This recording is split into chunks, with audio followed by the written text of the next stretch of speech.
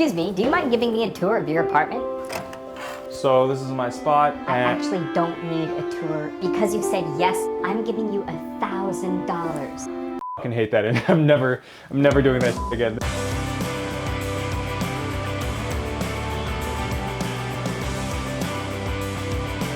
At the end of this video, I'm actually going to talk to you guys a little bit about how living in a nicer apartment like this has actually saved me money. Before we get into that, we'll do a little tour first. This is my kitchen. You might notice my excessive assortment of vitamins. I got omega, zinc, B3, multi, C, B12, ashwagandha once in a while. Actually, I haven't taken them today, so I should probably take them.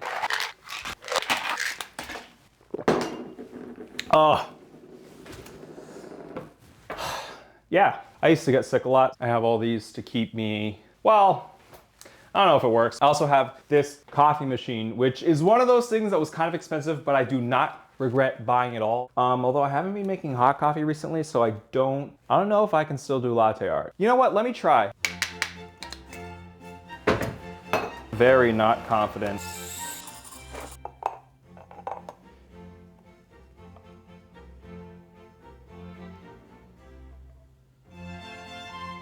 You know what?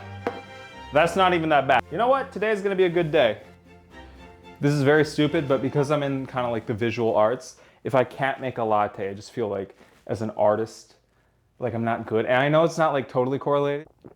I bought these Lucky Charms yesterday. I don't know what the fuck I'm doing. This shit is, I'm adulting. All my plants are fake. I hate real plants. The watering, like they might die on you.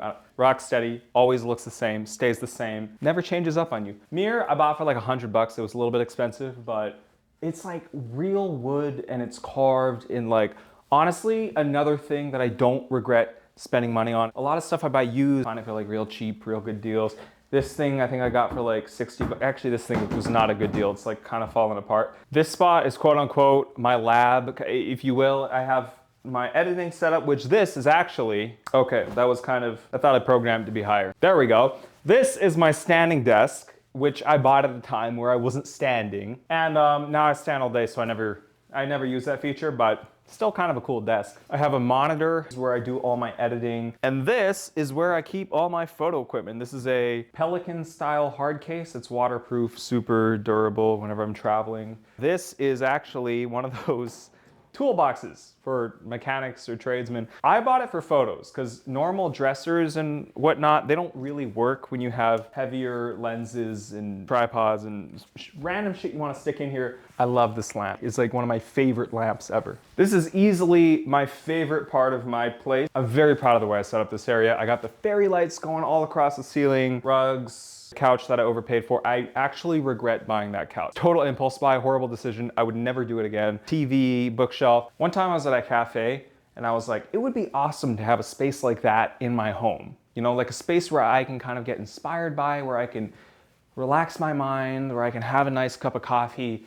This is really that space for me, and I really tried to make it have like a cafe-esque or like as much of that vibe as you can get at home. I used to do product photos for a marijuana company. I don't know why they hired me. I never really saw where those photos went either. I love that like tufted style of couch. I don't even know what it's called. Whoa, books time. I don't actually read that much. Sometimes there's influential books or influential movies that I'll watch or shows or what. I like to buy the book of it just as a reminder that it was kind of a big part of my life. Show you a couple different ones. This is the, it's my first time reading a book. This one is like the classic, you know, I'm on my self-improvement journey. I watch David Goggins, Gary Vaynerchuk. Everybody has this book. And how could we forget? You're straight, you're a male. You've read 48 Laws of Power at some point in your life. I know you have, don't lie. And this is my bedroom, which is actually quite boring. I think it's the most boring part of my apartment. I spent all my money on the living room, so there's really nothing left over. And my closet is literally all black. Some of y'all say you wear all black. You don't wear all black if you don't have all black in your closet. The only thing I have that's white is legit like a dress shirt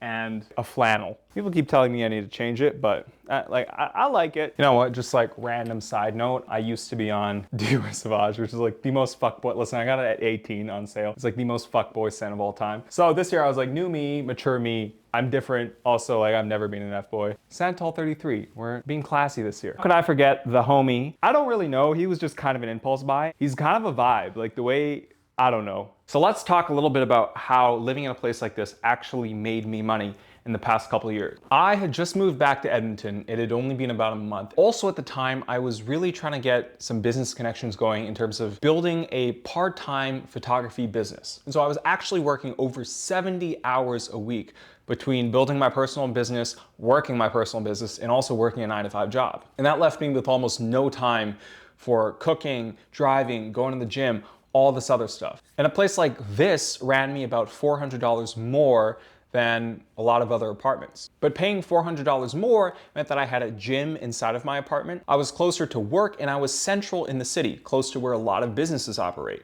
There's also just a million small things that you might not think of on the daily that end up adding up and making a huge difference. For example, a proper concierge to grab your Amazon packages, which I was ordering a ton of. All these elements really did make a big difference in my life at that time. I was just so exhausted from working 70+ hours a week that when I got home, I don't know if I would have gone to the gym and done all these other things and gotten my life organized if I hadn't lived in a place that made it easy for me. I said to myself, you cannot wait